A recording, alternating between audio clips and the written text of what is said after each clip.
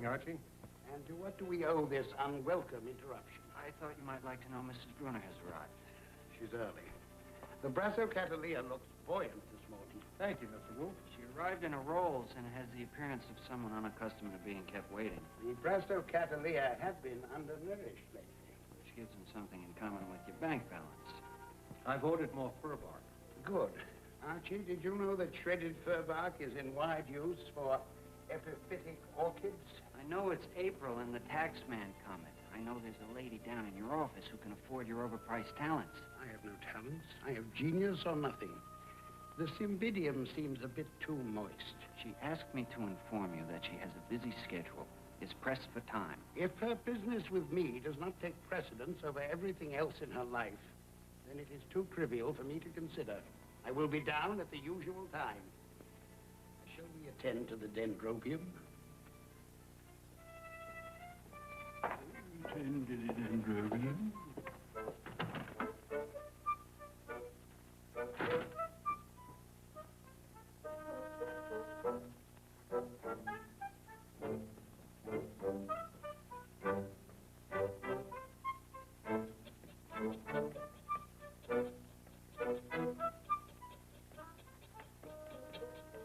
Those egg whites.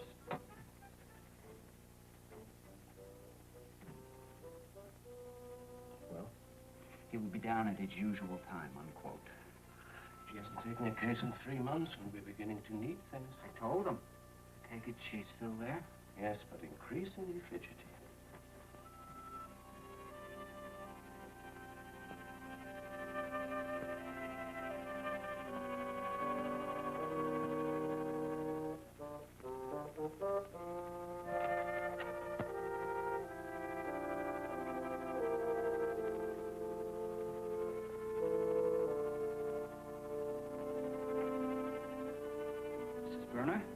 Mr. Wolfe respectfully begs your indulgence. Will be with you forthwith. Suggest that I offer you some coffee, tea, or something stronger if you prefer.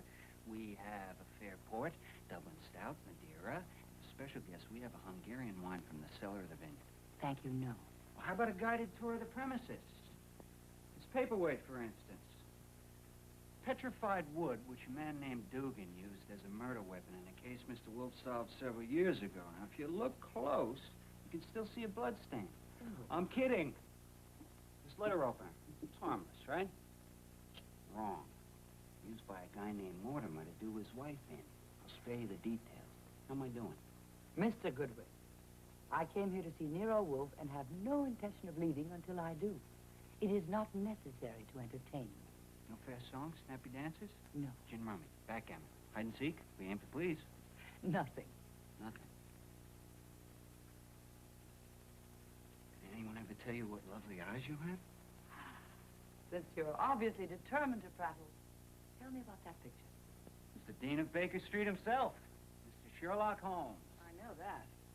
What I want to know is whether there's any truth to the widely circulated rumor that Nero Wolfe is Sherlock Holmes' son. Mr. Goodwin has not sufficient information to reply to your question, and too much sense to answer if he did. As for myself, I resent and resist any attempt to inquire into my personal history or affairs. Mrs. Brunner, I presume. Mr. Wolfe. Oh, aren't they gorgeous? What do you know about orchids? Ah, that, they are delicate and expensive. Two common misconceptions, both attributable to that barbaric ritual, the high school prom. The florist overcharges, the young man pins it on the girl's gown, and the rest of the evening is devoted to crushing it between them. This fine specimen is commonly called the moth orchid. If you please. I prefer to stand. I prefer eyes at a level.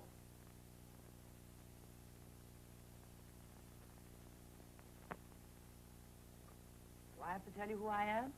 Widow of Lloyd Brunner. Brunner Realty, owner of several dozen office buildings, one son, one daughter. The son recently married, being groomed to inherit the empire. Shall I tell you who I am? I obviously know a great deal about you. I wouldn't be here. You know something, but a great deal I think not. Since you arrived shortly after 10 a.m., And it is common knowledge that with rare exception, I devote the hours between 9 and 11 each morning and 4 and 6 each afternoon exclusively to my plants. Perhaps I thought to qualify as that rare exception. I prefer ignorance to presumption. Are you always so curt? I have all the simplicities, including that of brusqueness. Please, state your business. Well, may I speak freely in front of Mr. Goodwin?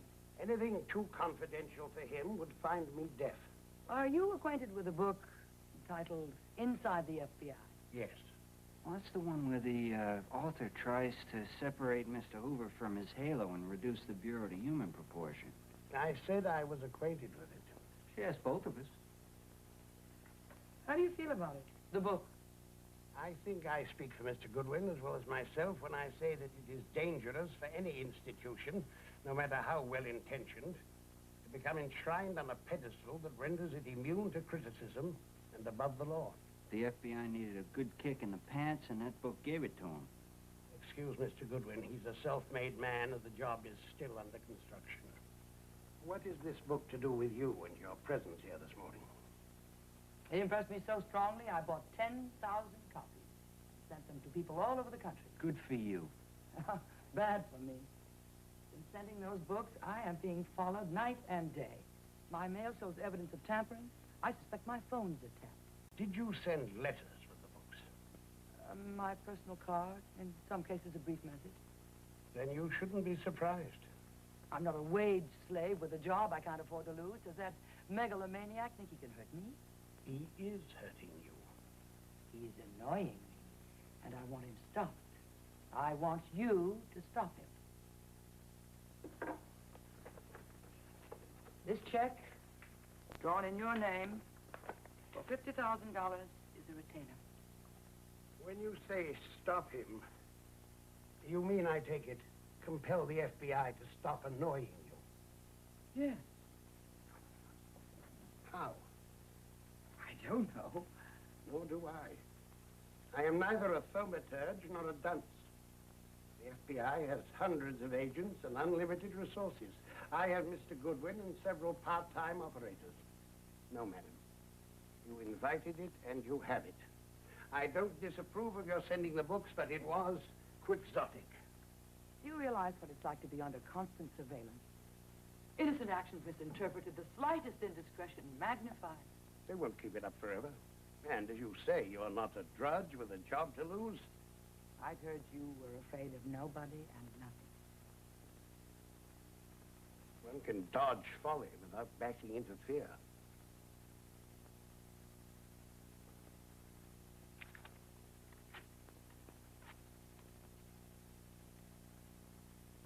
$100,000. You succeed, you will receive a fee in addition.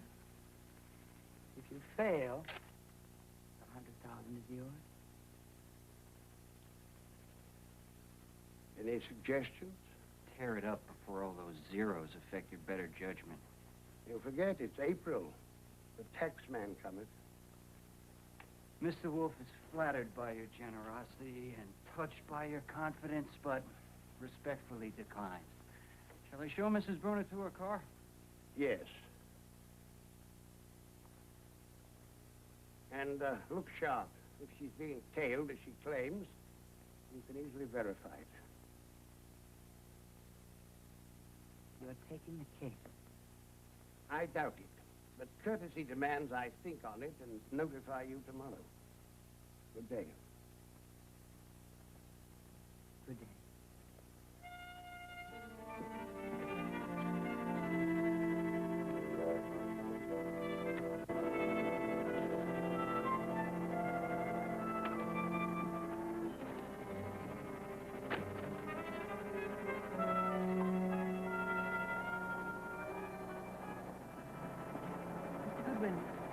If Mr. Wolfe takes the case, there will, of course, be a check for you personally. Bribery, Mrs. Bruner? Desperation, Mr. Goodwin. What's your name? Charles. Okay, Charlie, now listen very close.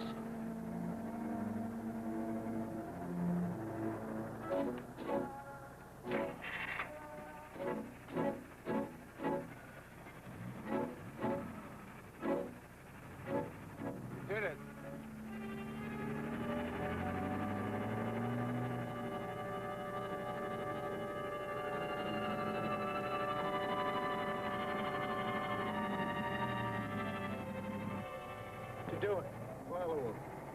It's a one-way street. Who cares? Follow him.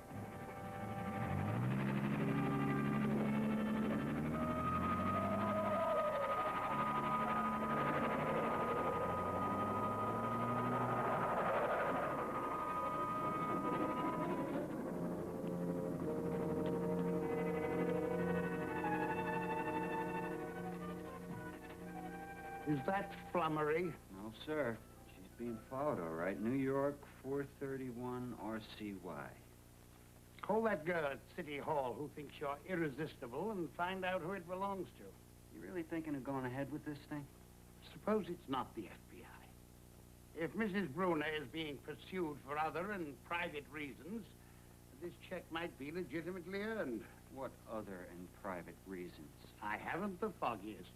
Which is why Mr. Cohen of the Gazette is dining with us this evening. You invited him? I reserve that pleasure for you. Ask him to be here at 7. He won't come. He says he's sick of supplying us with information. And tell him Fritz is preparing lamb kidneys with green peppers, served with dumplings and burnt sugar, doused in olive oil, seasoned with salt, pepper, thyme, dry mustard, mace, and brushed twice with deviled butter.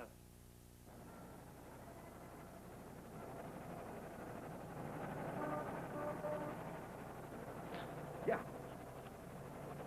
Yeah. All right. Good. Yeah. Uh-huh. Yeah. Go on. Yeah. Yeah. Yeah. What's for dessert? My orchids are my concubines. Insipid, expensive, parasitical, and temperamental. I breed them in their diverse forms and colors to the limits of perfection, then give them away. Well, have you never sold one? Never. Has he told you about his new hobby? Throwing darts? It is not a hobby, but an activity undertaken to placate Dr. Volmer, who thinks I weigh too much. What do you suppose gave him that idea? You may laugh, sir, but I owe my life to these excess pounds which insulate my feelings. Had I stayed lean and kept moving about, I should have died long ago. Yes, Fritz. A call for Archie and Miss Reinhardt. Your friend from City Hall. I'll take it from the office. Pardon me? Quite a lot, Archie. You're fortunate to have him. You might as well say I'm fortunate to have arms, legs, eyes. He lies, of course, and so do I, even to clients when it's advisable. But he would never lie to me, nor I to him, in a matter where mutual trust and respect are involved. We were talking about you, Archie. Mr. Wolfe said That your lack of brilliance, though regrettable, was a triviality, and probably for the best, since two brilliant minds under one roof would be intolerable. Oh. What did Miss Reinhardt have to say?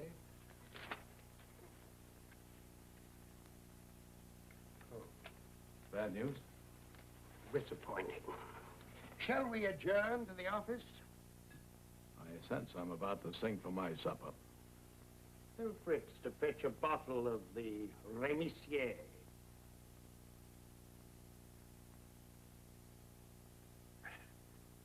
Shoot. Mrs. Rachel Bruner.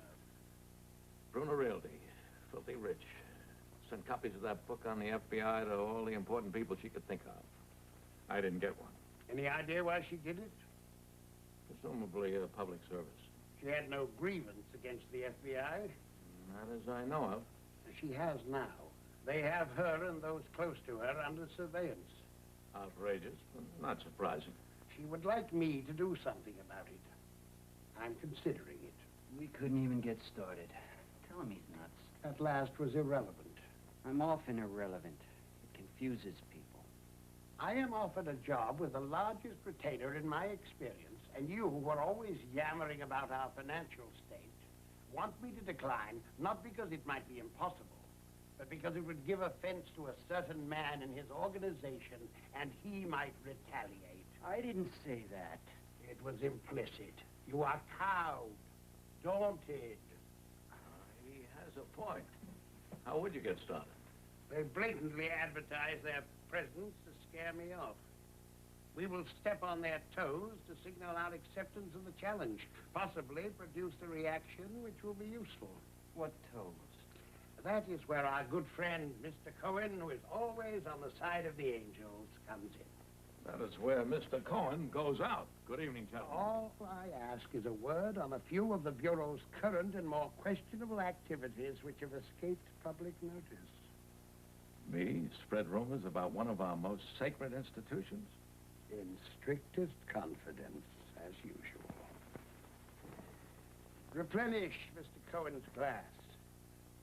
And, take notes.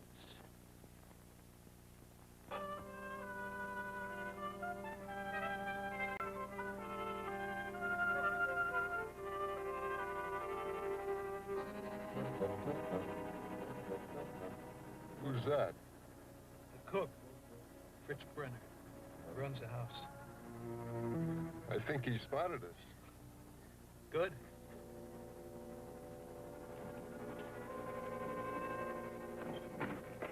Good morning, Fritz. Is it? Is it? There are two men in a car watching this house. I know. Hey, do I smell griddle cakes? Archie! Archie! Why are they watching? What's going on here? Did Mr. Wolfe tell you? He said that all doors are to be bolted and windows locked at all times and that I am to be circumspect. What does that mean? Say nothing to anyone on the phone you wouldn't want to read in the paper. Do nothing that you wouldn't want to see on TV. Archie, I want to know. I have a right. Bien, I demand to know. You know what the FBI is? Certainly, Mr. Hoover. That's what he thinks. On behalf of a client, we are going to pinch Mr. Hoover's nose. He, being touchy, will attempt to stop us. Sounds difficult. To you and me. But to the ample one, our illustrious employer, a routine chore. Dear Mr. Wolfe, at my request, you are to use your best efforts to make the FBI cease their harassment of me and my family. Whatever the outcome, the $100,000 I have given you will not be subject to claim by me. And if you get the result I desire, I will pay an additional fee to be determined by you, yours, etc., Mrs. Rachel Bruner. I'm to get her to sign this. Yes, Suppose she won't. she will. Then what? You have the leads Mr. Cohen gave us. Evers Electronics, Ernst Muller, Julia Fenster. All three of which I lay 10 to 1 will come to nothing. Any spoke may lead to the hub. Providing there's a wheel, which we both doubt. You think I would ask you to engage in futile exercise merely to justify the keeping of a fee? There's a guy outside looking to tail me. I hate to keep him waiting. Ciao. Sometimes you wound me, Archie. Pierce me to the quick.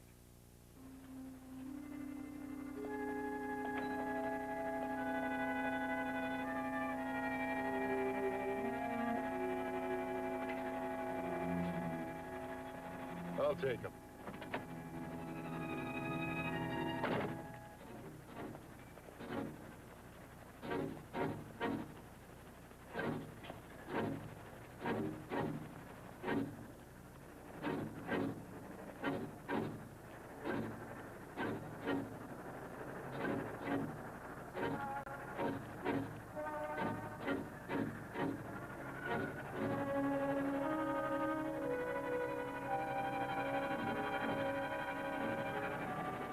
Say, where I'm going is about 12 blocks. You want to walk? It's 237 East 46 in case we get separated. You go ahead, I'll catch up.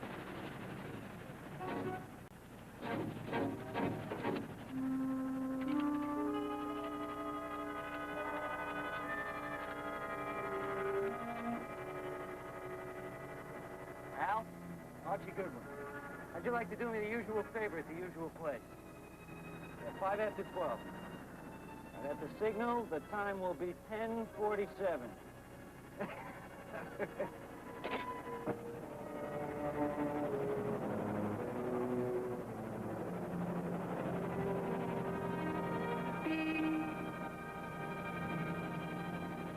I request you are to use your best efforts to make the FBI cease their harassment of me and my family. Whatever the outcome, $100,000 I have given you will not be subject to claim by me.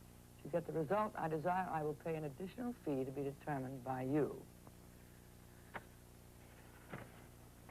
I'm supposed to sign this. Yes. I don't like it.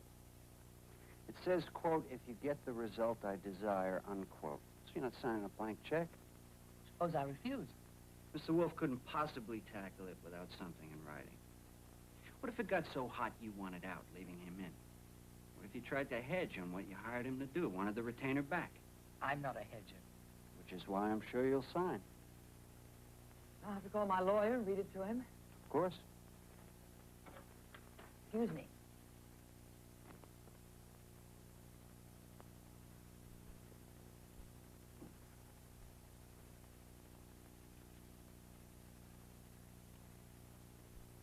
Nice office.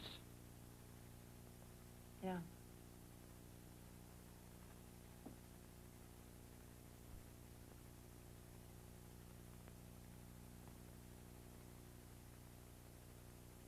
Very pretty. The painting.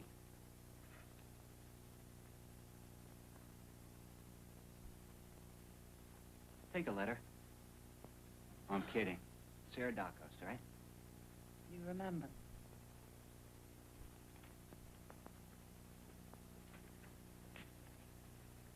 How long have you been Mrs. Bruno's secretary? 3 years, going on 4. What'd you do before that? I know you're a detective. You don't have to prove it. That's keep practice, right? Well? I was Mr. Bruner's secretary. When he passed away, Mrs. Bruner kept me on. You're not taking notes. In here, veritable computer. Who gave you the idea the FBI is tailing you? Someone is. Who else would it be? You sure you're being tailed? They do everything but wear signs. That's what we in the trade call an open tail. They want you to know. Did you suggest sending copies of that book to Mrs. Bruner? No. Do you know who did? No one did. It was my own idea. There you are, all signed. I assume there's a carbon for me. Of course. Thank you. Anything else? Yes, but it's meant for your ears only. Miss Dacos is the soul of discretion. Mr. Wolfe's orders, I'm powerless. How about I cover my ears? They might be wired for sound. Search me. Not now, but how about a rain check? Be still, my heart.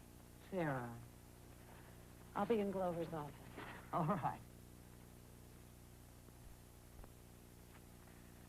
We probably won't have anything to ask you or tell you until there's a break, but we might. If you get a message, a cat may look at a king. Go to Rusterman's restaurant. A cat may look at a king. Rusterman's restaurant. Is that all? You said you came to Mr. Wolfe and gave him that check because you were being annoyed. True. Mr. Wolfe thinks there's more to it. Feels there's something buried somewhere about you and yours that you don't want dug up and you're afraid they will. If that's so, he wants to know not what it is, but how urgent it is. And sure, are they getting close? Not as far as I know. Not yet.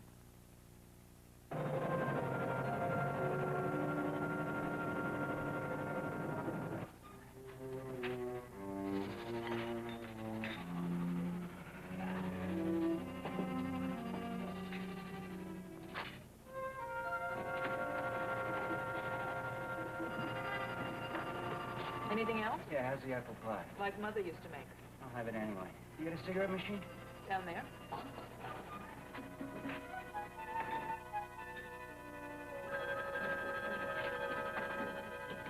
You want to break this for cigarettes, please?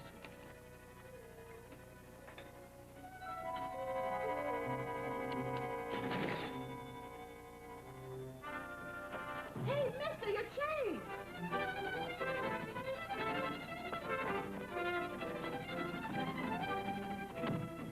Was I on a button or was I? Bullseye. Where to? Turn some corners until I'm sure I'm loose. Cops? FBI.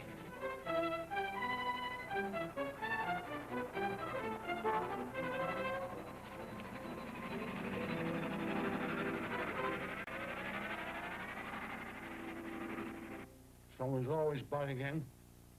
Always. What kind of information? Yeah, average here. You're calling me. You take 3 days to make a delivery, you're calling me. Don't call me! I said what kind of information? You had a government contract that was canceled because a security check on your vice president uncovered certain facts about his personal life. You told me, you told my secretary, that you represented Nero Wolfe. Wolfe is working for the government? Private client who wonders if maybe you got a raw deal. Client's a newspaper, right? Wrong. Television. Strike two. Time magazine. Newsweek. It's somebody who thinks the FBI is getting too big for their britches. FBI! You're FBI! Get out of here!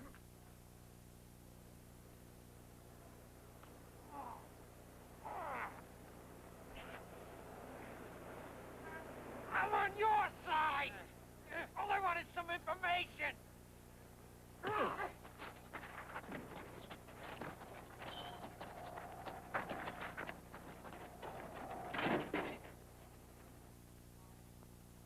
Were you hurt? Only my feelings. I spent the next 5 hours looking for Julia Fenster. Got my first break. I didn't find her. Would you like Fritz to warm up some curried duck? No. Well, I can't wait to see what you got planned for tomorrow. You're angry. Who gave you that idea?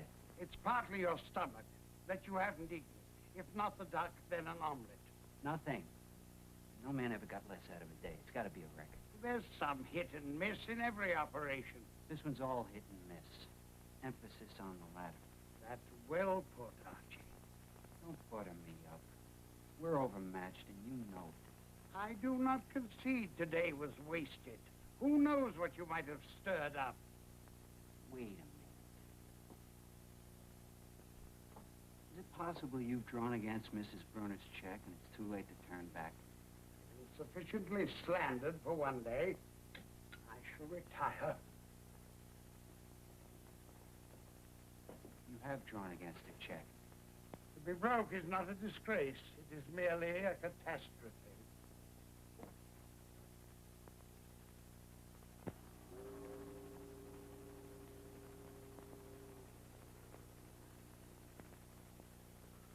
Here comes Dr. Vollmer, Wolf's physician. He lives right there. Little bag, so it can't be a house call.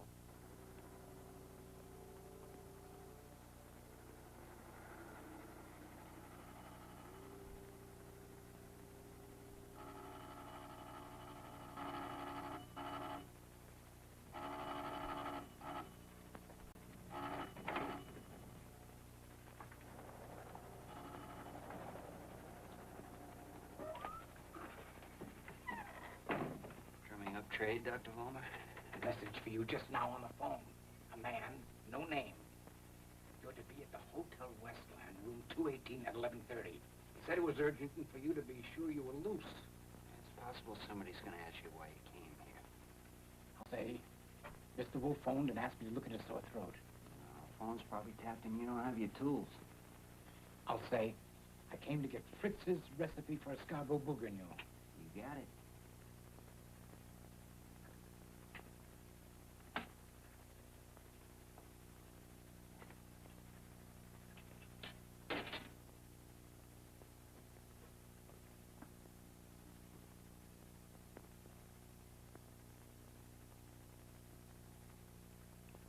Dr. Vollmer gave you that message? That's correct. Any notion who it might be? Not the vaguest.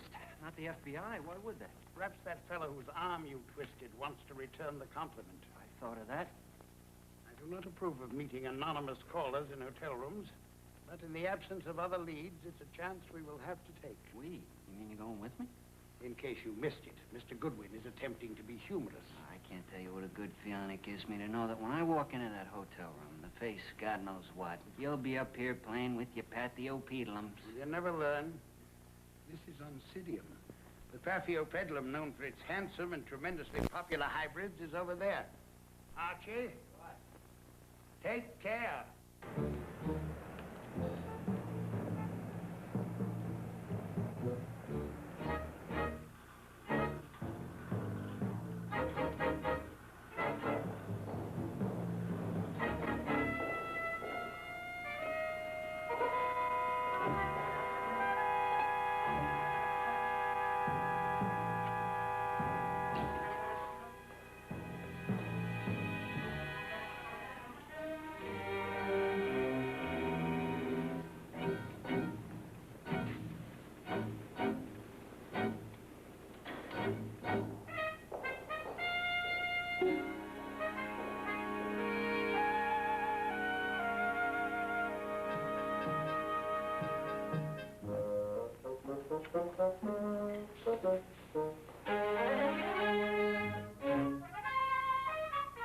That's what I call a sale.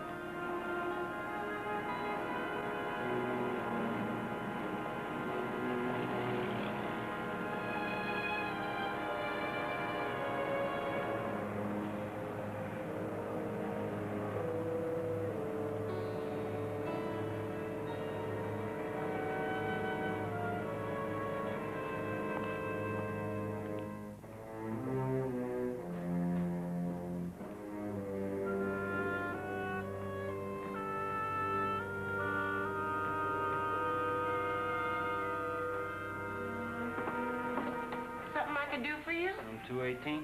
End of the hall. Thanks. It's a long way off. You want to come in and rest for a while? I'd rather remember you the way you are.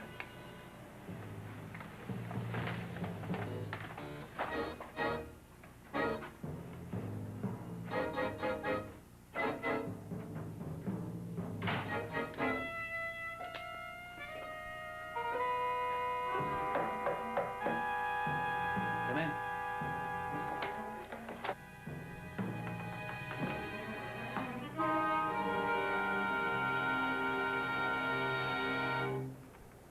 Inspector Kramer.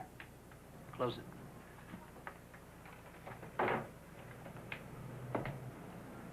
Ain't ever so humble. I always wondered where you lived.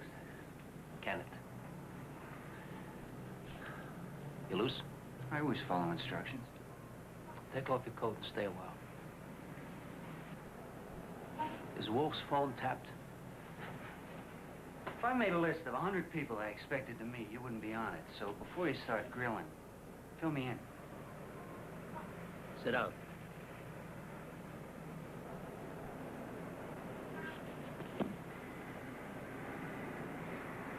Wolf just tangled with the FBI. I want to know why, how, the works. That's out of bounds. This is out of bounds, my being here. Don't you realize what I'm doing? Not a clue. A couple hours ago, the commissioner had a phone call from Jim Paraiso. Licensing services, state of New York. The FBI has asked Paraiso to revoke Wolf's license and yours. Paraiso wants the commissioner to give him anything we got on you. Knowing that I know you, the commissioner has asked me to make a full report. But before I write it, I want to know what Wolf has done or is doing to get the FBI in his neck. Now, if you can break a rule, so can I. Mrs. Rachel Bruner. The dame that sent those books? The FBI's been dogging her. She hired Wolf to stop him. That's it? Everything? Scout's honor. I'm not surprised that Wolf fucking the FBI with his ego. You? An hour ago, I would have agreed with you. And now? Well, you're not exactly fond of Wolf, and you certainly don't love me, so why all this?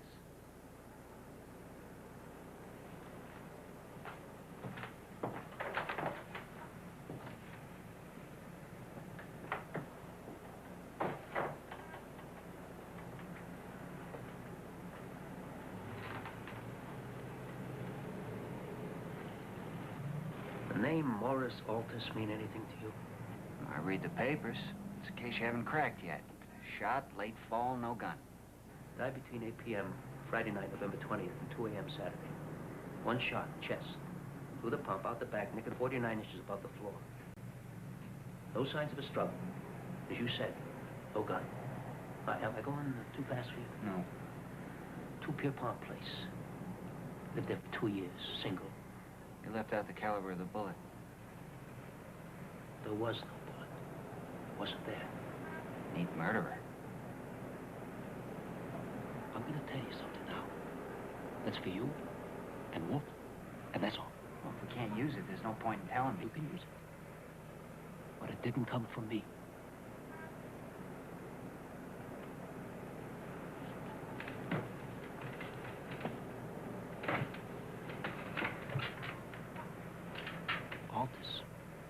the material to do an article in the FBI for Herald magazine. At 11 o'clock that Friday night, 3 FBI men left 2 Pierpont Place, went around the corner to their car, drove off. Hey, will you let me finish? Several ways you can figure this. The one I buy, he said they phoned him, no answer. Rang his bell, ditto. Figuring this out, they went in for a bag job. Surprise, he's there. Pulls a gun, one of them shoots first. They find what they want, they leave, taking the bullet with them. Because it was from one of their own guns. Aldous had a gun? Yeah, S&W 38. Out-of-state license. They took the gun too. Who saw them? Anonymous tip, typewritten, untraceable. Giving the full description and the license number. You know Mr. Rugby? He's a top federal man in New York. Well, I went to Mr. Rugby, and I told him that, of course, he knew that Aldous was collecting material to do a piece, and that maybe they had a stake on him that Friday night. And if they had, then I'd appreciate their cooperation. Well, Mr. Rugby told me the FBI had more important things to do than to bother with the hack muckraker. What did he say when you told him his men were seen? I didn't. He would have laughed in my face. But this isn't their town. It's mine. It's ours. The New York Police Department. Had us gritting our teeth for years. I'd give a year's pay just to hook them and make it stick.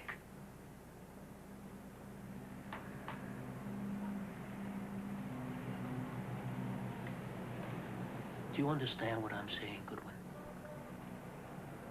Do you catch my drift?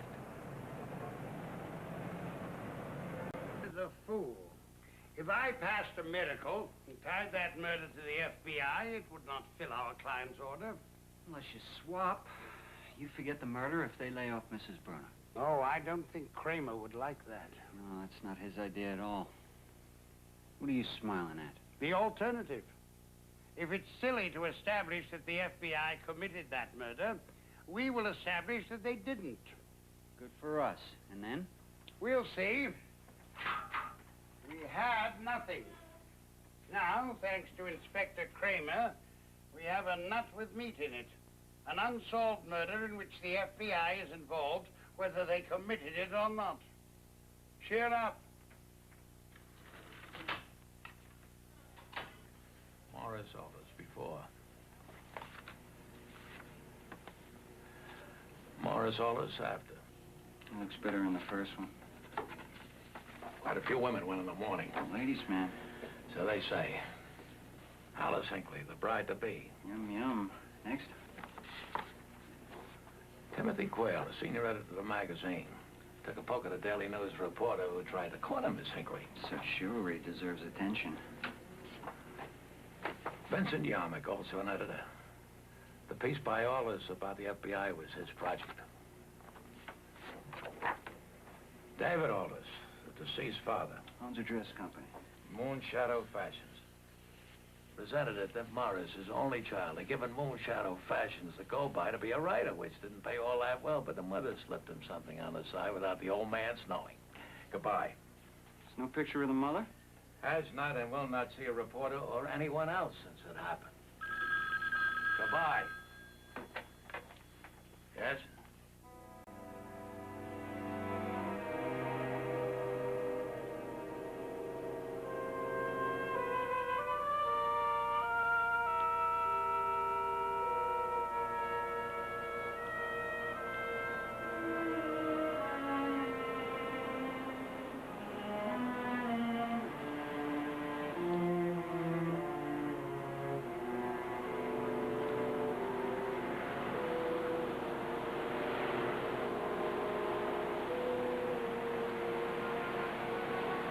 My son's in there.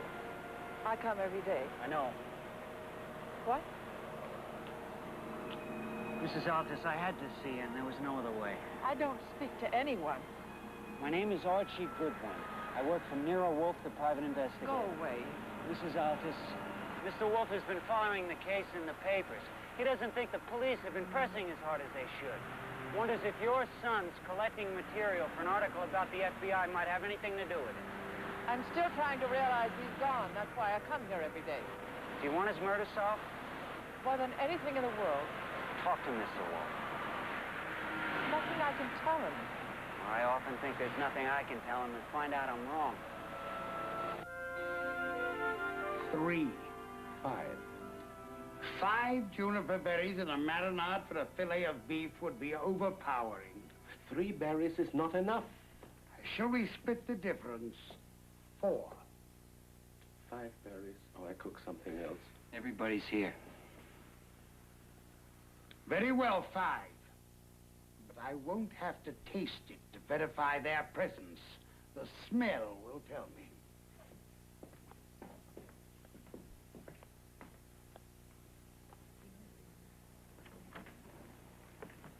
Good evening. Please be seated.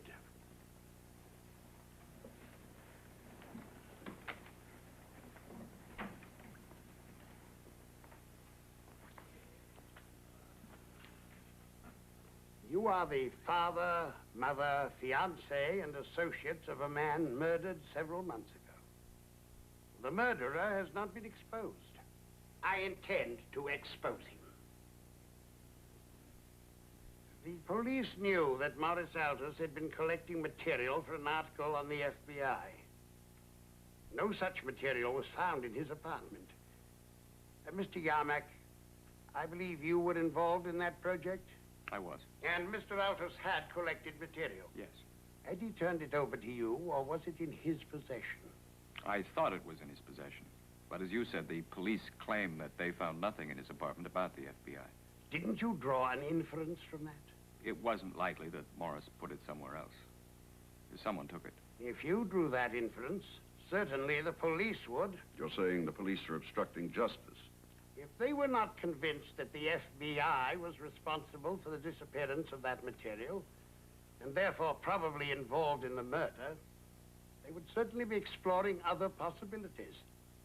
Mr. Yarmack, for instance. Are they poking about your edges? Why should they?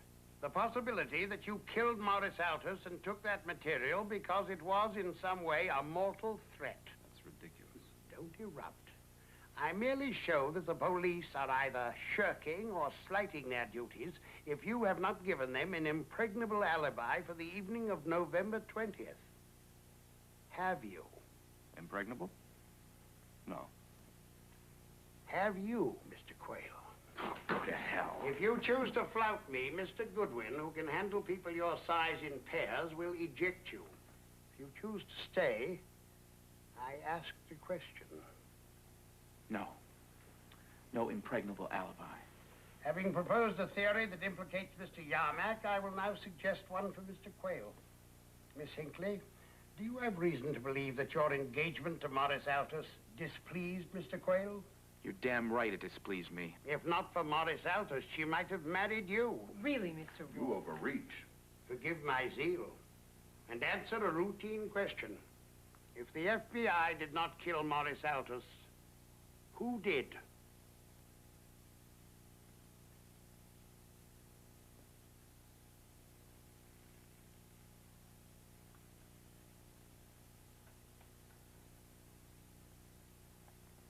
Surely he did not live 36 years without making enemies. Were the articles he wrote for your magazine innocuous? No. No, but if they hurt anybody enough to want to murder him, why would they wait until now? One of them had to wait. He was in jail. What for? Fraud. Real estate swindle. Morris did a piece called The Realty Racket that started an investigation. This guy got nailed and he was sent up for 2 years. When? About a year and a half ago. With good behavior, he's back on the street. What is his name? I don't remember. Odell. Something Odell. Frank. That's it. Frank Odell. Mr. Wolfe, why all this if it's the FBI? Why don't you ask Mr. Yarmack what Morris found out? I asked and he said he didn't know. I don't. With all deference due your grief, I must point out that no individual or group in America would undertake the job I have assigned myself. Therefore, the choice of procedure must be exclusively mine. Is that overreaching? No. Then, good evening.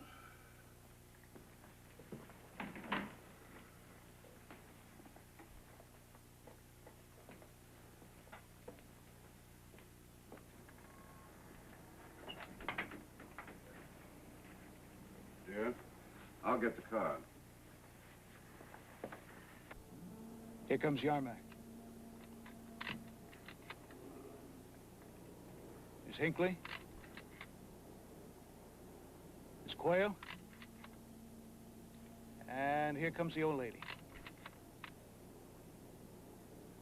By now, Mr. Rugby has heard about our visitors and knows you're double-teaming him. The Altus murder and Mrs. Brunner. If not, tonight was a waste. What have you got in mind? Or is this one of those times when the less I know, the more effective I'll be? You took the words right out of my mouth.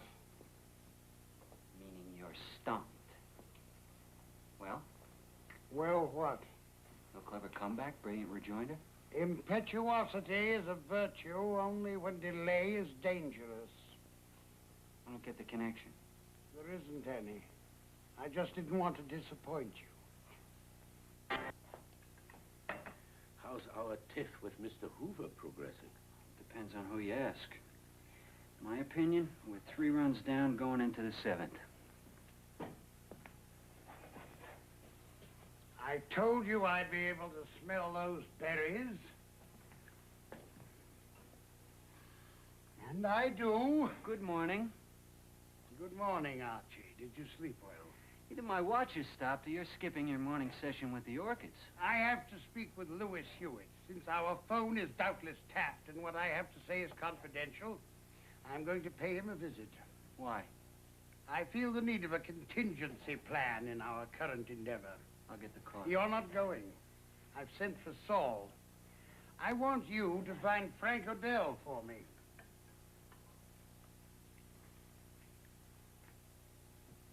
You know, a spot of basil wouldn't hurt. Thank you. Merely a suggestion. 2 rolls down the drain in one day. The morning schedule and not leaving the house on business. We must need this contingency more than a little. Urgently would not be an exaggeration. You mind telling me what it is? When the wheels are in motion. If I told you now, you would say absurd, impossible. Try to dissuade me.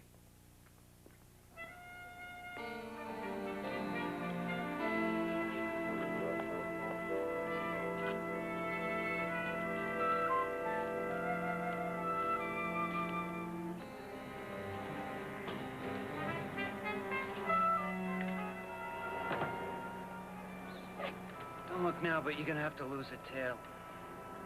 On the contrary, if I'm seen, so much the better.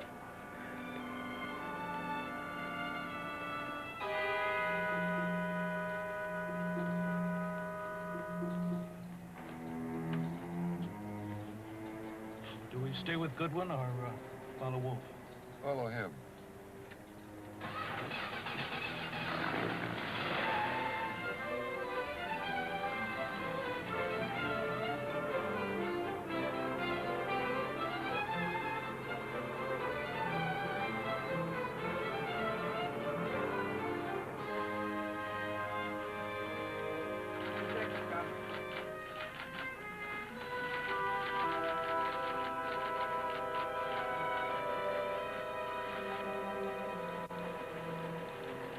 Three favors, one case. That's a record. Who's counting? Me. Odell. O-D-E-L-L. Fraud. Sent up for 2 years. If he behaved, he might be out on parole. I'd like to find him. Fast. Why? Mr. Wolfe is interested in his rehabilitation. What do you say? What about that interview you promised me? As soon as this case is over. So help me. Alley 9, ladies. Good luck. Let me guess. Size 10. Let me guess. Frank Odell.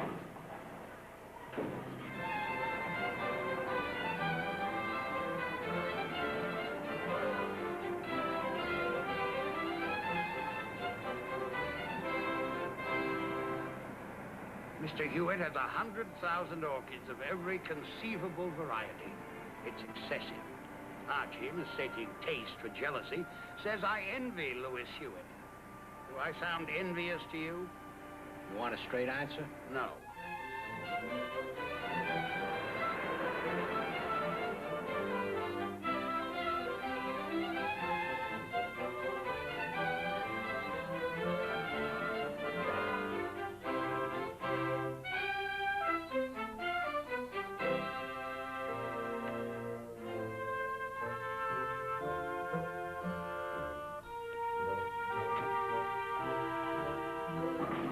Last time I saw Morris Altos was about a year and a half ago in a courtroom where some people I thought were friends made me the goat.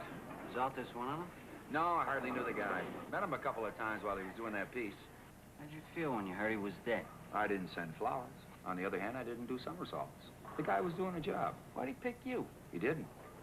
He was after bigger fish. I was a sardine, a minnow at Bruner's. Bruner's? Bruner, really. That's where I worked. People at Bruner's made you the goat? No. There were some outside jobs that I had a hand in. The Bruner people were very nice. Vice President arranged for me to see Mrs. Bruner herself. That was the first time I met Morris Altus in her office.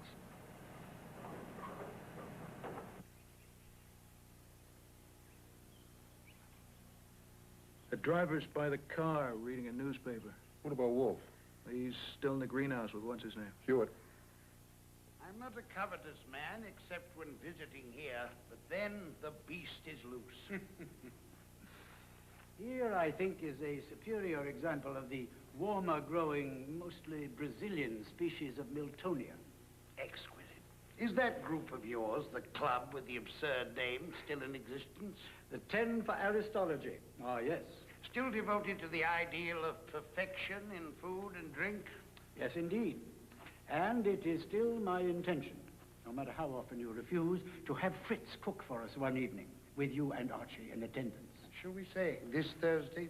Here, 8 p.m.? Are you serious? Let me suggest a favorite of mine. Squab, marinated in light cream, rolled in flour, seasoned with salt, pepper, nutmeg, clove. Oh, pardon me a minute.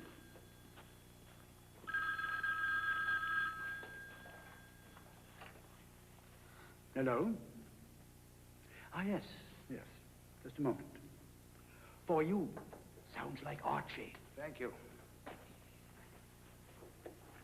Yes?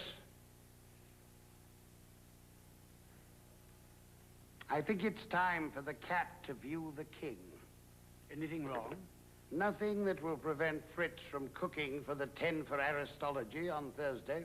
The members will be thrilled. How can I ever repay you? I was coming to that.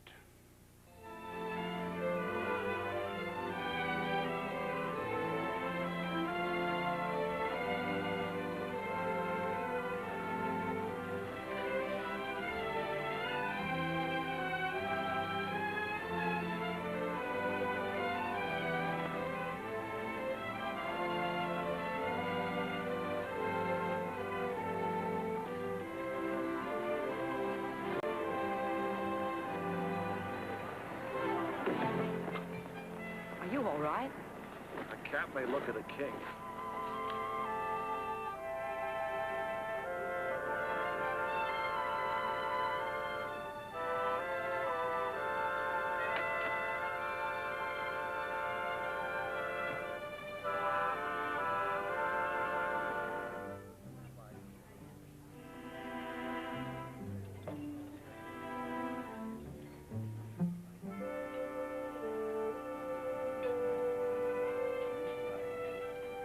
Pardon me. My name is Mrs. Rachel Bruner. Mr. I know. This way, please.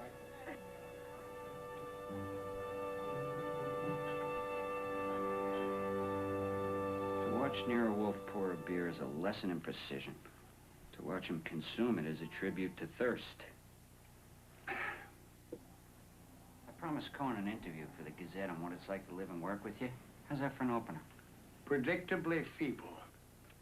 Do you think Mr. Cohen would publish a brief item on Fritz preparing a meal for the 10 for Aristology on Thursday? No. It could well be my obituary. That might appeal to him.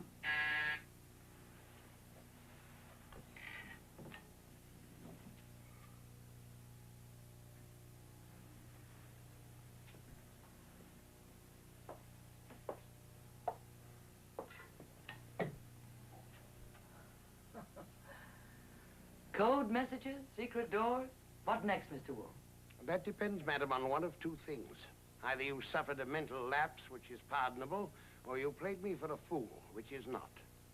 Take Mrs. Brewer's coat. Thank you, no. Please be seated. I can't really. I'm in a hurry. If you do not sit, you compel me to stand, which will make me more irritable than I already am. If I were you, I'd sit.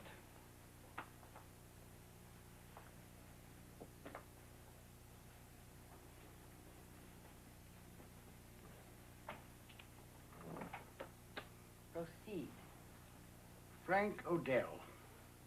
I don't know anyone by that name. He worked for you. I have several hundred employees. Many of them been sent to prison for fraud in the last 2 years? I see. Oh, yes, I remember now. Frank Odell. What about him? You tell us. Well, he was involved in something illegal, having nothing to do with Bruner Realty. A magazine writer exposed him. Do you recall the writer's name? Morris Altus. He was murdered about 2 months ago. I met him once in my office when he came to discuss the Odell situation. At the time of his death, Morris Altus was working on a piece on the FBI. And you think because I sent all those books about the FBI... Exactly. Well, that's sheer coincidence. Totally unrelated. With one exception. The meeting in your office. 2 exceptions. 2. There's another link between Morris Altus and myself. So indirect and tenuous, I wouldn't even mention it. But for the possibility that you will find it out and accuse me of withholding information. We begin to understand each other. Enlighten me. Well, my secretary, Miss Darkos, lives in the building where Mr. Altus was killed. 2 Pierpont Place? In the apartment directly beneath his. How did you miss that? Excuse me for living. The day you met Altus in your office, was Miss Darkos present? Yes. Did they know each other prior to that meeting? No. Several months later, Miss Darkos moved. Mentioned that one day she'd bumped into Mr. Altus. They became good friends. She never mentioned his name again until the murder. How did his death affect her? Oh, she was extremely disturbed. Are you thinking what I'm thinking? Wouldn't you be disturbed if your neighbor was murdered? Quite right, Mrs. Bruner. Mr. Goodwin has a regrettable sense of the obvious, causing him to dive into the nearest pool. Which is why I'll never be one of those master detectives credited with patience for what is really inertia.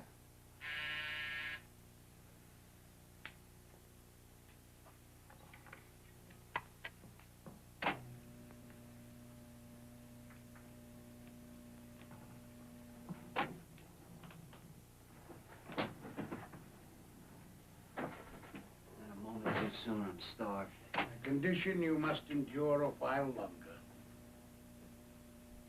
You have a chore for me that can't wait. Alas. But you ordered dinner for 2 and you hate waste. I was hoping Mrs. Bruner might join me. Will you do me that honor?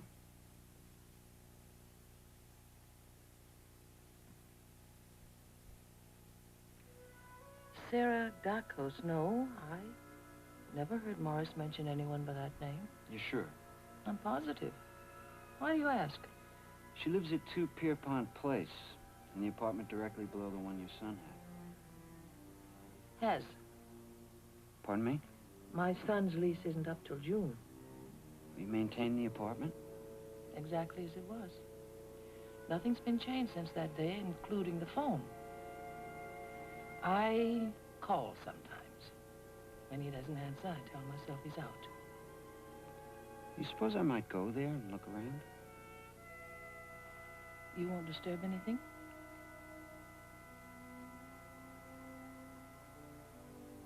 There are only 3 or 4 men in the world who can be depended upon to base their decisions on pure reason. And even we will bear watching. I think you are too modest. I think you are cheeky. I think you like that. So I do, madam. So I do. Your glass. No, thank you. I've had enough. This meal may be all you receive for your $100,000. In that case, fill it up.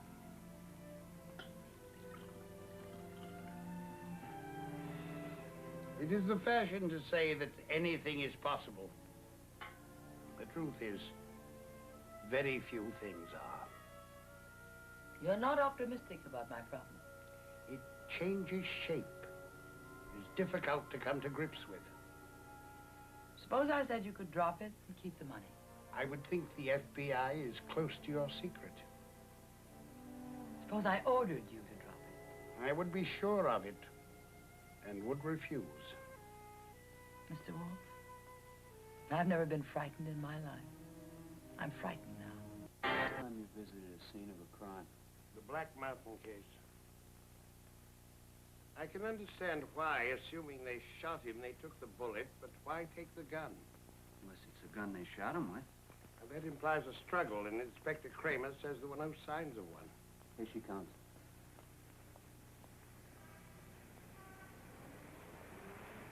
Describe her. Wow. Could you be a little more precise? Wow, wow. Thank you.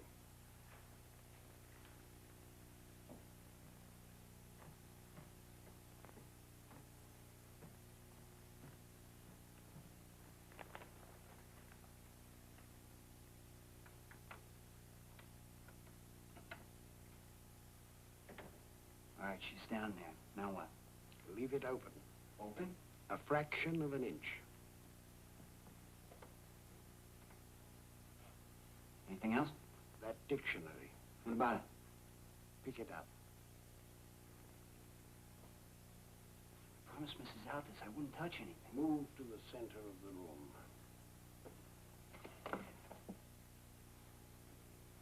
How's this? Satisfactory. Now, drop it. Drop it? Drop it.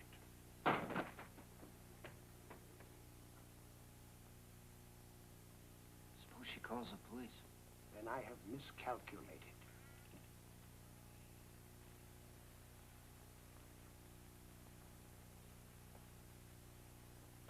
Miss Tacos? Archie Goodwin. We met the other day. This is Nero Wolfe. Well, Mrs. Brunner told me about your meeting and what was said. I expected a visit. Not like this. In the future, perhaps. Now would be premature. We were just having a look about. Mr. Goodwin, with characteristic clumsiness, drop that dictionary. Unabridged. Then you don't want to question me. It was not my intention, but perhaps since you're here, 2 birds, 1 stone. if you'd be so kind.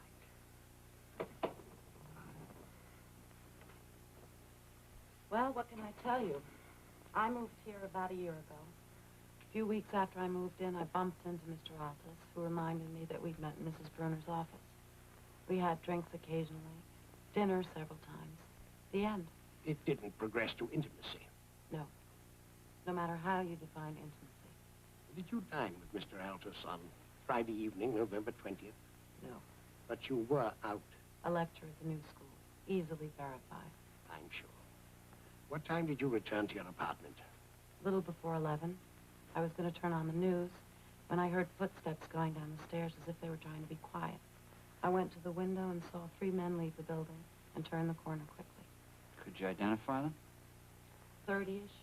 Neat, sort of athletic. FBI types. The FBI is involved in this, too. Mr. Goodwin digresses. You saw the 3 men leave. What then? Then I went to bed. Thought nothing more of it till the janitor found Mr. Aldous' body the next morning. You told the police what you told us. Yes. Am I free to leave now? You always were. What was the word? Word? The one you were looking up when you accidentally dropped the dictionary. Miss Stackhouse would toy with us. Is it forbidden? Imprudent. Meaning I am under suspicion? It would not be difficult to establish an hypothesis. Ooh, just what I always wanted, an hypothesis. The day you met Morris Altus in Mrs. Brunner's office, you were inordinately attracted to him. Love at first sight, my favorite opening. You moved here in order to meet him again. You know what it's like to be unattractive, unloved? A relationship developed. Casual to him. Deadly serious to you. That's always been my problem, caring too much. When he told you he was marrying Miss Hinckley, the bubble burst. Ominous music here. You shot him from just about where you are now. We're standing there numb, wondering what to do next, when the doorbell rang. Roused from my stupor. You ran downstairs to your apartment, heard the 3 men enter Alton's place, take what they wanted, and leave. There better be a good punchline. You knew Aldous was preparing a piece on the FBI. Had received warnings. Why not point the finger of suspicion at them? Aren't I the clever little thing? You followed them out, got their license number, sent it to the police anonymously. Is that it? That's it. What do you think of it? It's my first hypothesis. What do you think? It won't pass muster. There's a gap a mile wide. Hooray for our side. The gun? The gun. I can't prove a thing without it. What did I do with it? The gun. If you're a quarter as bright as I think you are, you got rid of it. How? Where? Backyard. She buried it. First place the police would think of looking. She sent it out in her garbage. Too much chance of its being found and traced. Can I play? By all means. Suppose I threw it in the sewer. That's not bad. The river. Better yet. Actually, the number of places I might have disposed of that gun are endless. So even if your hypothesis were valid, which it's not, you couldn't make it stick. Sad, but true. On that note, and despite how much fun it's been talking to you guys, I have to go. I thank you for your time. You know. Morris Altus was a fine man. I hope with all my heart you nail who did it.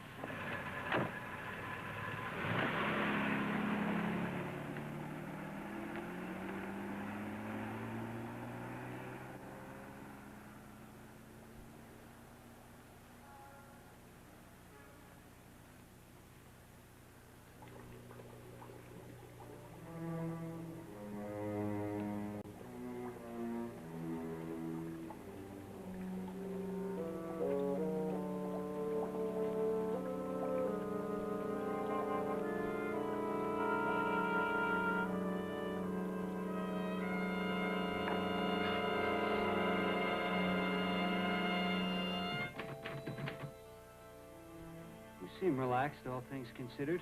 Why not? Like the good farmer whose fields are planted, I trust to Providence. What was that clever thing you said yesterday? Which clever thing? When Dr. Vollmer asked why you didn't exercise more. It is wiser where there is a choice to trust to inertia. It's the greatest force in the world. It was better yesterday. Thank you. I don't... What is it?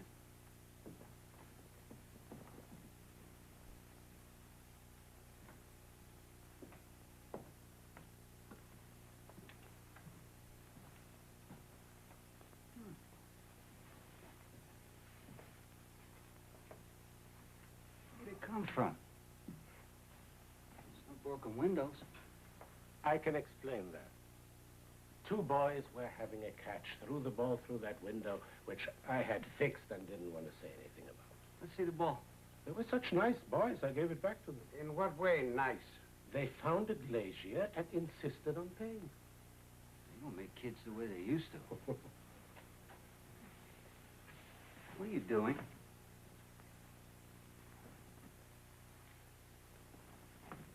Would you explain?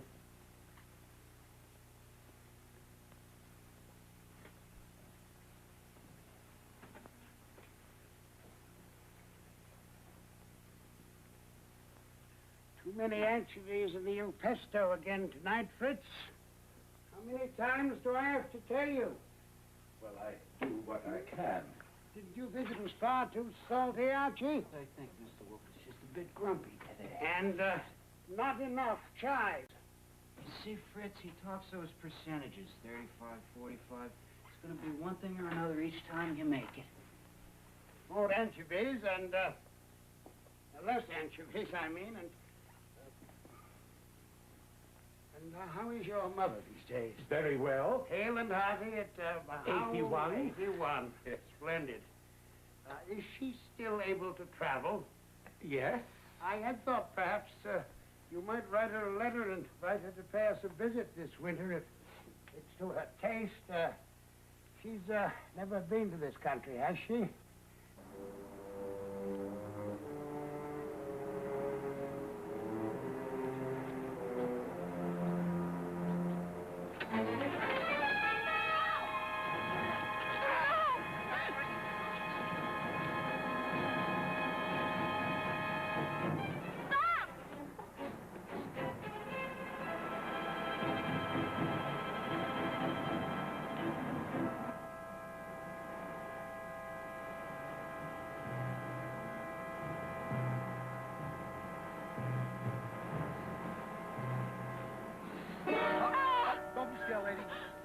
cop. All right? Easy. What's the matter? What happened? My bag. A man. Oh, no wonder. What are you doing down here walking around this time of night? You're lucky that's all he took. You got a name? What for? Oh, we might get lucky and nab him. Ha! No. You want to watch a complaint? Hey, ladies.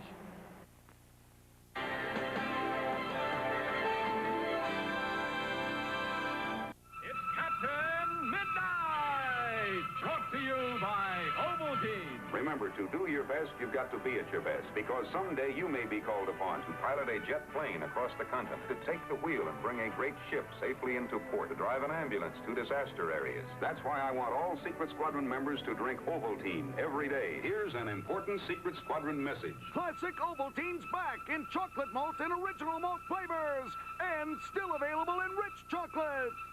Do I have a VCR? Boy, do I have a VCR. I bought this one, but it didn't have remote control. So I bought this one, but the salesman didn't tell me about slow motion. And then I got one in stereo, but it wasn't broadcast. At Circuit City, our professional sales counselors are trained to ask the right questions, give the right advice, and make sure you get the product that's right for you. Then I decided to buy a video camera. I should have gone to Circuit City. Circuit City, the intelligent choice. A message from Osco Drug. Hi, it's Mother again. I guess by now everyone's heard about Gourmet Pride soup. Gourmet Pride has lots more meat and vegetables than cup of soup or cup of noodles. And Gourmet Pride tastes fresh and delicious. You know, just like Mother always makes, when she has the time. Gourmet Pride soups are featured this week at Osco Drug. Osco Drug. Count on people who care. Suddenly, there's a whole new way of looking at sports sedans. The Mitsubishi Galant. Its design is dynamic and spirited. Unlike Camry or Accord, Galant GS offers the world's most advanced electronic suspension, available anti-lock braking, and was voted Japan's Car of the Year. But Galant's most significant development isn't just the technology that's gone into it, but the feeling you'll get out of it. The 1989 Galant. Mitsubishi. Suddenly, the obvious choice. We'll return to the KCBS movie special Nero Wolfe starring Thayer David following these messages and station identification. You already knew that you pay a lot less at C&R than at other stores. What you probably didn't know is that at C&R, you actually get a lot. Eat meal fit for a wolf. Really? Vulgar but catchy. I like it. You would. Tonight, at the home of Louis Hewitt, North Shore, Long Island, the 10 for Aristology, a group devoted to the best in food and drink, will sample the wares of Fritz Brenner, renowned cook for the private investigator Nero Wolfe. Mr. Wolfe and his associate Archie Goodwin will be present at the dinner tonight as guests of honor. Renowned chef. How about that? Flattery will not appease. I do not like to do this sort of thing. Mr. Hewitt has a great many orchids I should like to possess. To obtain them, he demanded your services in return. I need time to prepare. The orchids will arrive this morning. You will return with a truck to Hewitt's house, where all the ingredients and implements you need are assembled. Archie and I will follow later.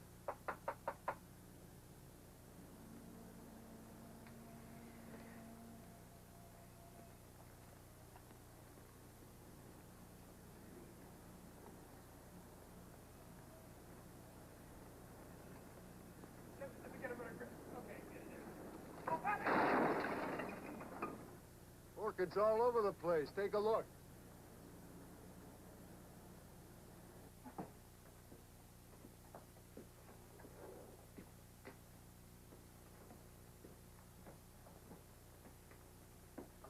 Gently, gently.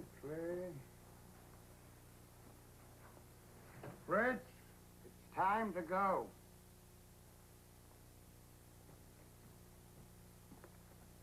I go, but I go under protest. What time will Archie and you be there? About 8 p.m.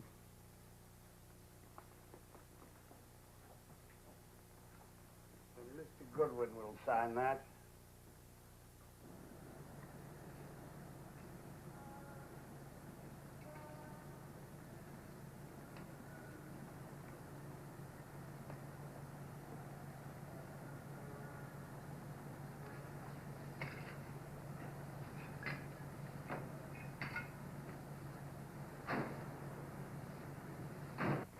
Ready for the unveiling.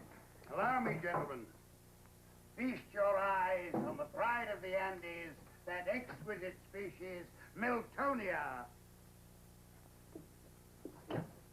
Cymbidium.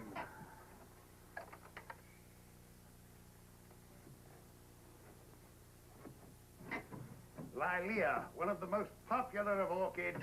This is the dwarf species. What's so funny about Lilia? Oncidium.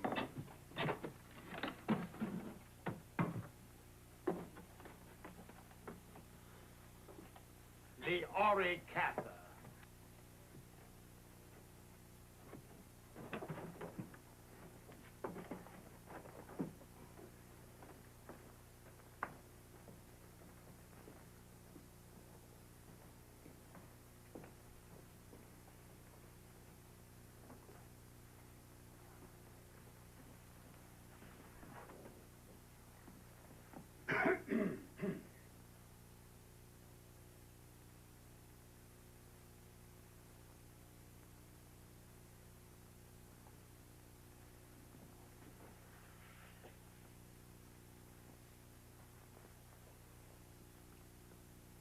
Mr. Wolfe, may I ask a favor? What is it, Theodore? Would it be all right, after we've taken care of the orchids and cleaned up here, if I spent the night with my sister in New Jersey? By all means, and give her my regards.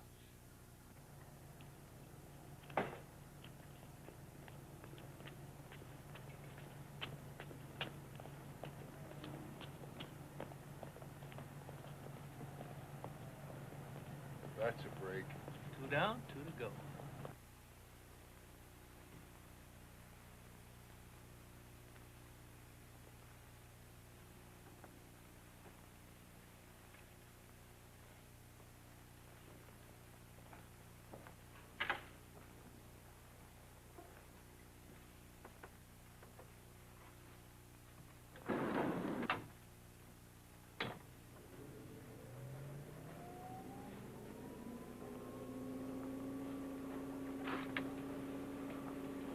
W38, that's Altus's gun, all right? No identification. Nothing but the gun. I can't wait to see Kramer's face when I hand it to him. As usual, you are too direct and premature. I promised Kramer we'd give him anything we came up with. I'm not going against my word. I did not embark on this venture to benefit Inspector Kramer, but to profit myself. If my contingency succeeds, as I have every expectation it will, then and only then will I consider Inspector Kramer's plight.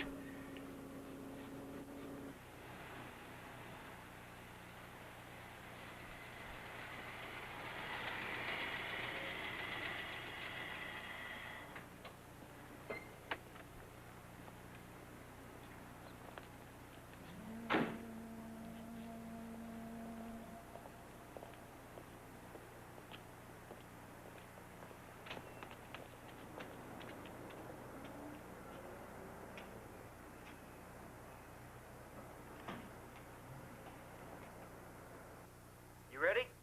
Yes. Turn off the lights. We get there late, Fritz will have a hemorrhage. Let's go.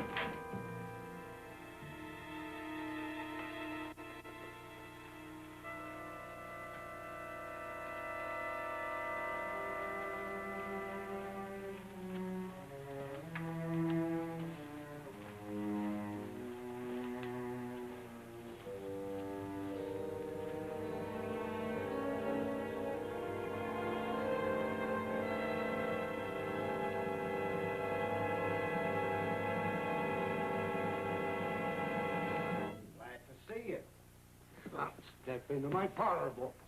This is deplorable. Archie, call the police. Okay, cut the comedy. You know what we are. Tell them I think we've caught the fellows responsible for the recent rash of burglaries in this neighborhood. We're government men. FBI.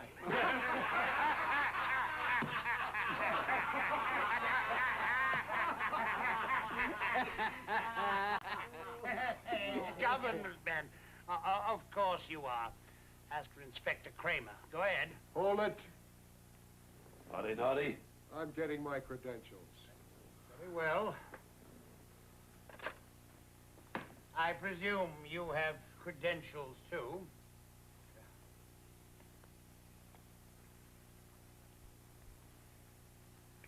Very probably forgeries. The police laboratory can tell. Now listen, you fat... Flattery will not improve your situation. I'll keep these until their genuineness can be established. Those are property of the federal government. So you say. What more proof do you want? Perhaps one of your superiors could pay me a call. Mr. Rugby, for instance. Show them out before they tax my generosity, which under the circumstances has been extreme.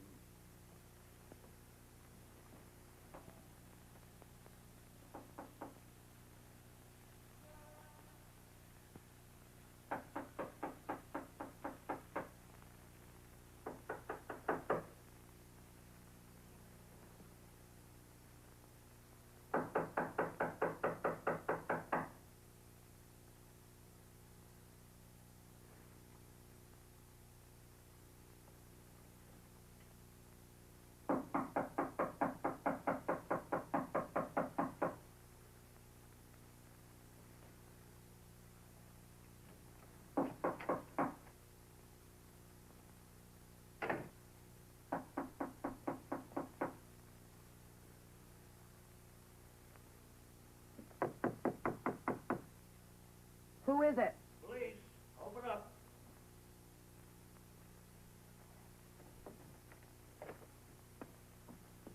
Sarah Dacos? Yes. Search warrant. Go ahead, don't you want to read it?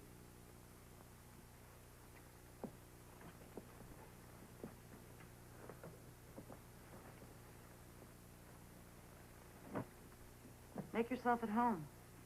Thank you. Tell me what you're looking for. Maybe I can help.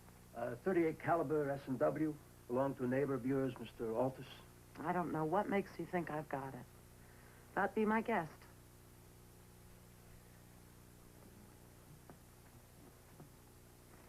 I've got a busy day tomorrow. Is this going to take long? Well, that depends on how lucky we get.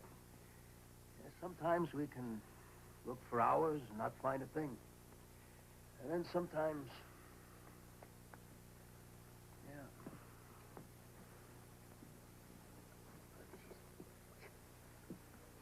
Sometimes we hit it right off the bat. It's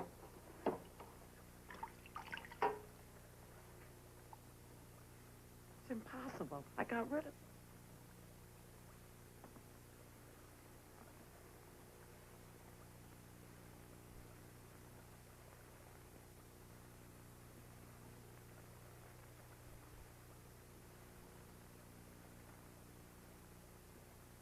How'd you know she kept it in the fish tank? Odor. The gun smelled of fish and related matter. And drop in the dictionary? Anyone but the murderer would have been frightened. Call the police. Nero Wolfe, isn't it? Mr. Rugby, the head of the Federal Bureau of Investigation in New York, would like to speak to you. Tell him to be here at 11 this morning and bring the bullet. 11 a.m. and bring the bullet. He doesn't know what bullet you're talking about, but he'll be here. These raspberries are exceptional. He says the raspberries are exceptional. Did you know that some orchids can live as long as 250 years? Humbling thought.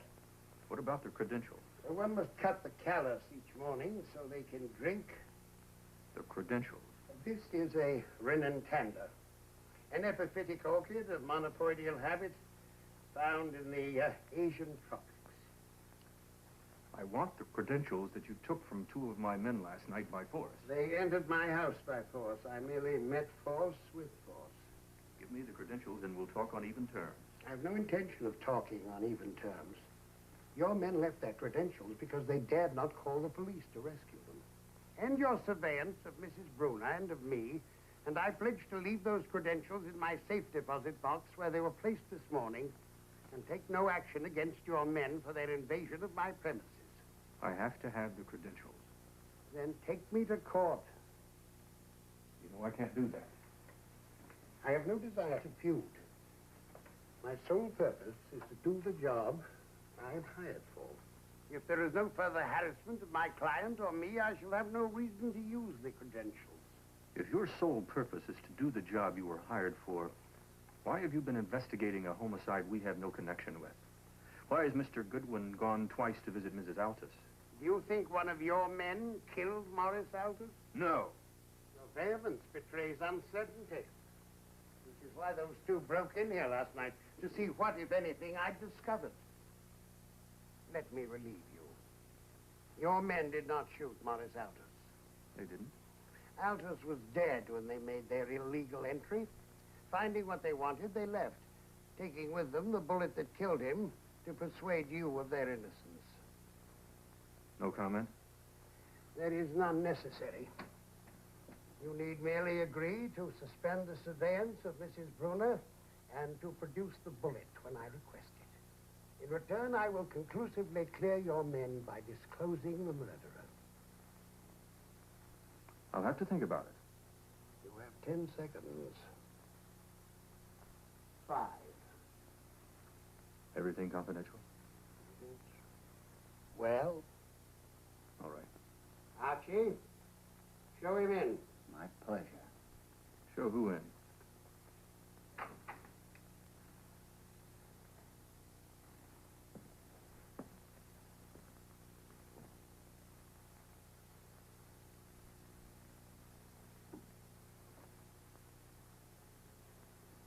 I might have known. All agreements are off. Before you work yourself into a fit, let me say that Inspector Kramer regrets his suspicion that any agent of your bureau was a murderer. Apologize to someone who withheld evidence? Never. Gentlemen, if you insist on fighting, you may leave. If you wish to untangle this mess to your mutual benefit, be seated. This red chair is mine. I always sit in this red chair. Tough. You must bear with Inspector Kramer. He's a creature of habit. Please.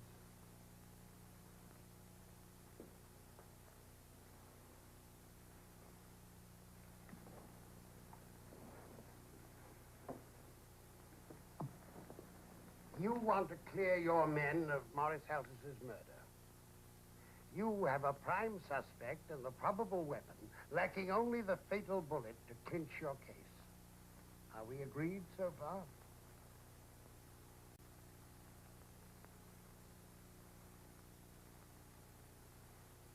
Give him the bullet.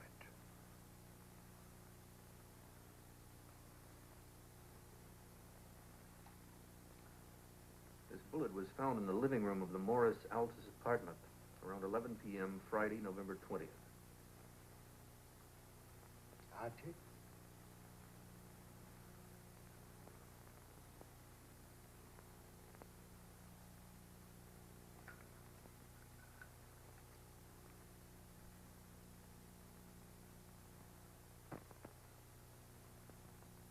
Now that it's yours, I've never seen it. You're damn right it's mine.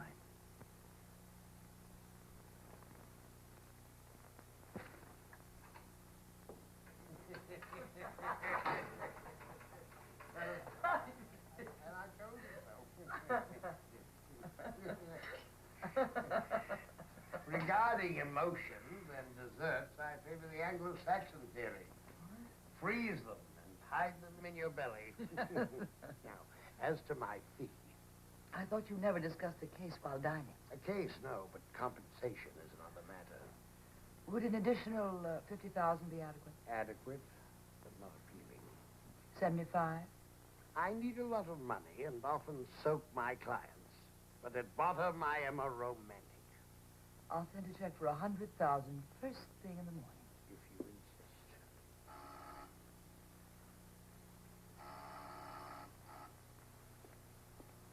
You expecting anyone? No. I'll get it.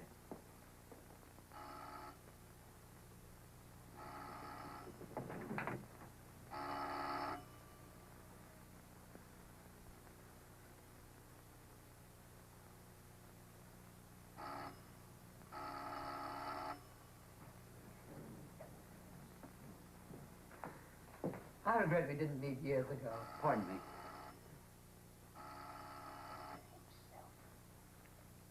Let him ring.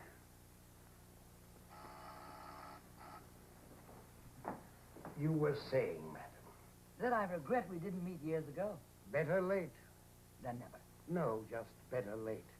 Now I have the wisdom and experience to cope with your charms. Years ago, I would have been helpless. Are you sure 100,000 is enough?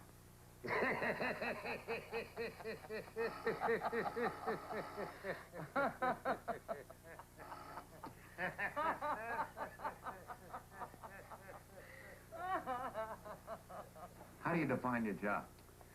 Besides keeping Mr. Wolfe from falling asleep and only waking for meals, I'm cut out for two things. To jump in and grab something before the other guy does, and to collect pieces of the puzzle for him to work on. What Archie means is what Archie says. This is my interview. You're not even supposed to be here. I was merely going to say you are too modest. The fact is, I do nothing without him. He is inquisitive, impetuous, alert, skeptical, resourceful. Underpaid?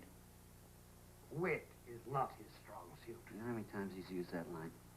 Since you seem determined to drive me off, I depart. Wait a minute. How about that picture? Picture? I promised them a photo of us to go with the interview. Very well, but just one. How do you want it? Shake hands like you just solved the big one. We did. You ready? Yes. 1, 2, 3. Cheese.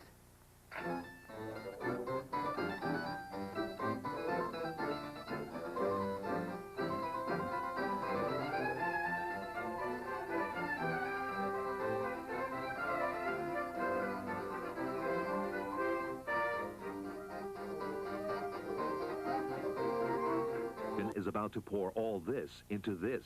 Impossible? Wait. It's Poe Pete, the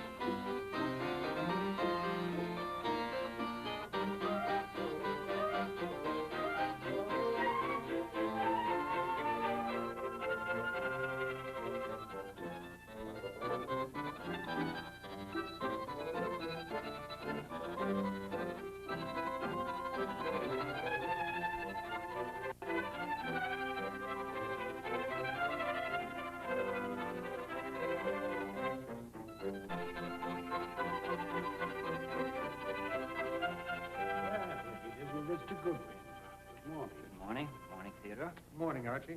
And to what do we owe this unwelcome interruption? I thought you might like to know Mrs. Bruner has arrived. She's early.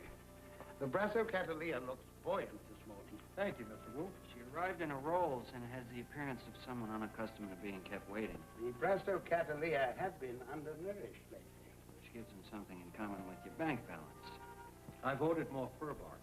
Good. Archie, did you know that shredded fur bark is in wide use for epiphytic orchids? I know it's April and the tax man coming. I know there's a lady down in your office who can afford your overpriced talents. I have no talents. I have genius or nothing. The cymbidium seems a bit too moist. She asked me to inform you that she has a busy schedule, is pressed for time. If her business with me does not take precedence over everything else in her life, then it is too trivial for me to consider. I will be down at the usual time. Shall we attend to the dendrobium? Attend to the dendrobium.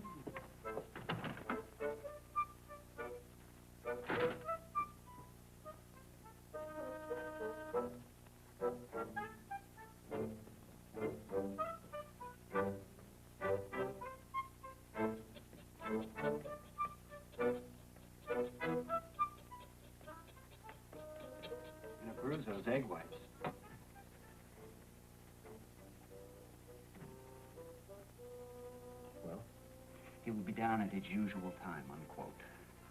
She hasn't taken a case in 3 months and we're beginning to need things. I told him. I take it she's still there? Yes, but increasingly fidgety.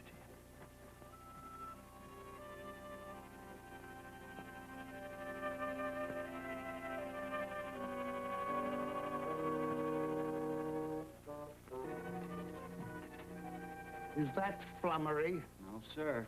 She's being followed, all right. New York, 431 RCY. Call that girl at City Hall who thinks you're irresistible and find out who it belongs to.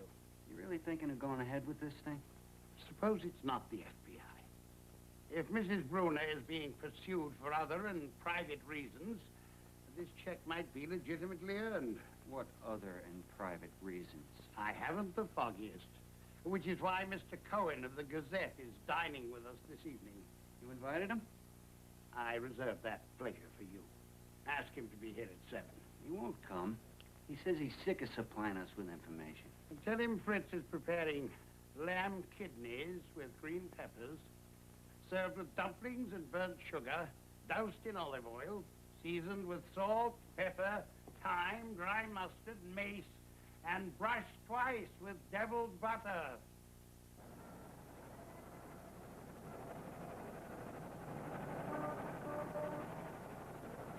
Yeah. Yeah. All right. Good. Yeah. Uh-huh. Yeah. Go on. Yeah. Yeah. What's for dessert? My orchids are my concubines. Insipid, expensive, parasitical, and temperamental. I breed them in their diverse forms and colors to the limits of perfection, then give them away. Well, have you never sold one? Never. Has he told you about his new hobby? Throwing darts? It is not a hobby, but an activity undertaken to placate Dr. Volmer, who thinks I weigh too much. When do you suppose gave him that idea? You may laugh, sir, but I owe my life to these excess pounds which insulate my feelings. Had I stayed lean and kept moving about, I should have died long ago. Yes, Fritz. A call for Archie, Miss Reinhardt. Your friend from City Hall. I'll take it in the office. Pardon me? Quite a lot, Archie. You're fortunate to have him. You might as well say I'm fortunate to have arms, legs, eyes. He lies, of course, and so do I, even to clients when it's advisable. But he would never lie to me, nor I to him, in a matter where mutual trust and respect are involved.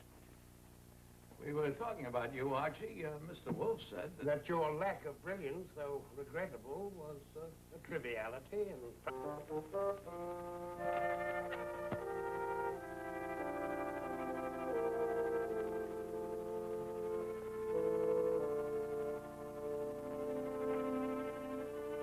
Mrs. Bruner, Mr. Wolfe respectfully begs your indulgence. We'll be with you forthwith. Suggest that I offer you some coffee, tea, or something stronger if you prefer. We have a fair port, Dublin Stout, Madeira. Special guest, we have a Hungarian wine from the cellar of the vineyard. Thank you, no. Well, how about a guided tour of the premises? It's paperweight, for instance. Petrified wood, which a man named Dugan used as a murder weapon in a case Mr. Wolfe solved several years ago. Now, if you look close, you can still see a blood stain. I'm kidding. This letter opener, it's harmless, right? Wrong. Used by a guy named Mortimer to do his wife in. I'll spare you the details. How am I doing? Mr. Goodwin, I came here to see Nero Wolfe and have no intention of leaving until I do. It is not necessary to entertain me. No fast songs, snappy dances? No. Gin rummy, backgammon, hide and seek. We aim to please. Nothing. Nothing. Did anyone ever tell you what lovely eyes you have? Since you're obviously determined to prattle, tell me about that picture. It's the Dean of Baker Street himself, Mr. Sherlock Holmes. I know that. What I want to know is whether there's any truth to the widely circulated rumor that Nero Wolfe is Sherlock Holmes' son. Mr. Goodwin has not sufficient information to reply to your question, and too much sense to answer if he did. As for myself, I resent and resist any attempt to inquire into my personal history or affairs. Mrs. Bruner, I presume. Mr. Wolfe. Oh, aren't they gorgeous? What do you know about orchids? Ah, that, they are delicate and expensive. Two common misconceptions, both attributable to that barbaric ritual, the high school prom. The florist overcharges, the young man pins it on the girl's gown, and the rest of the evening is devoted to crushing it between them. This fine specimen is commonly called the moth orchid. If you please. I prefer to stand. I prefer eyes at a level.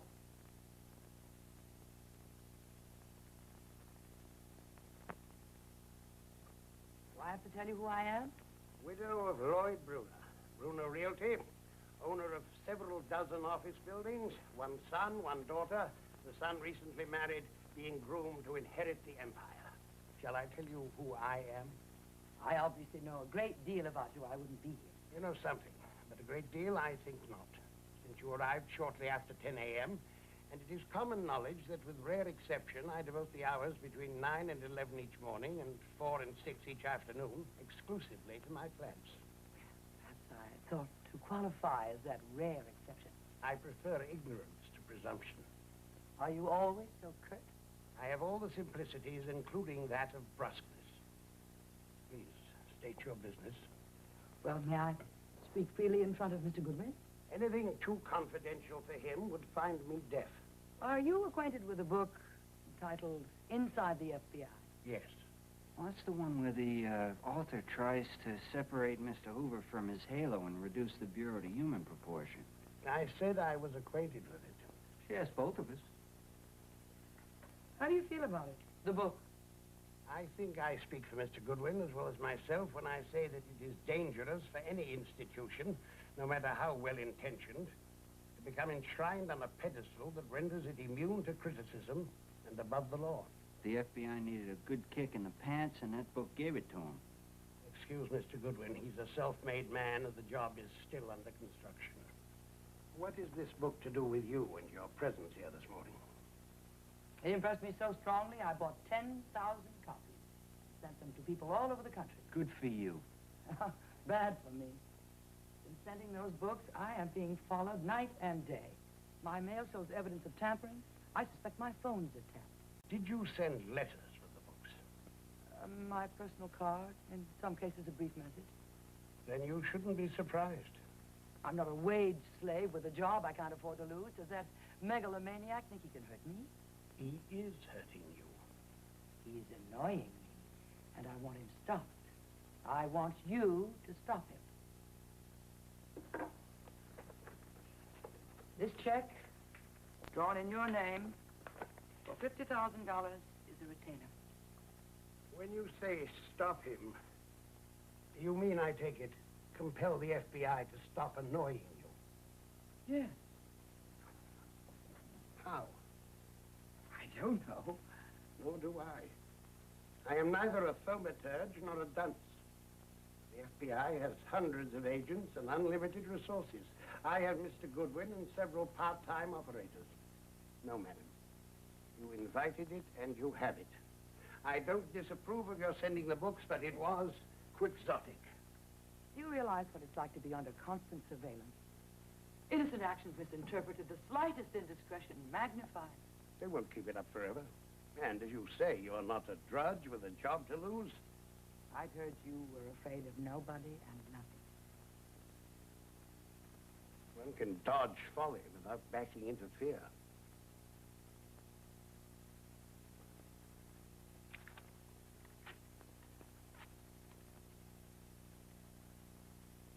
$100,000. You succeed, you will receive a fee in addition. If you fail, $100,000 is yours. Any suggestions? Tear it up before all those zeros affect your better judgment. You forget it's April. The tax man cometh. Mr. Wolfe is flattered by your generosity and touched by your confidence, but respectfully decline. Shall I show Mrs. Bruner to her car? Yes. And look sharp. If she's being tailed, as she claims, you can easily verify it. You're taking the case. I doubt it. But courtesy demands I think on it and notify you tomorrow. Good day. Good day.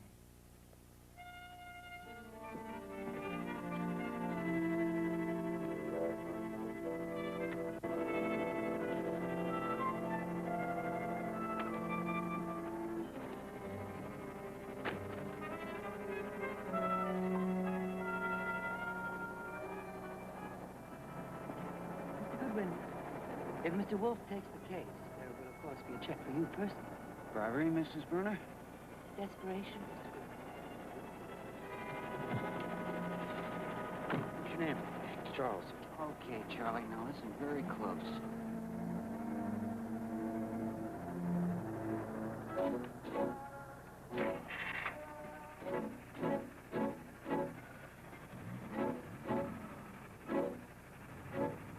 Hit it.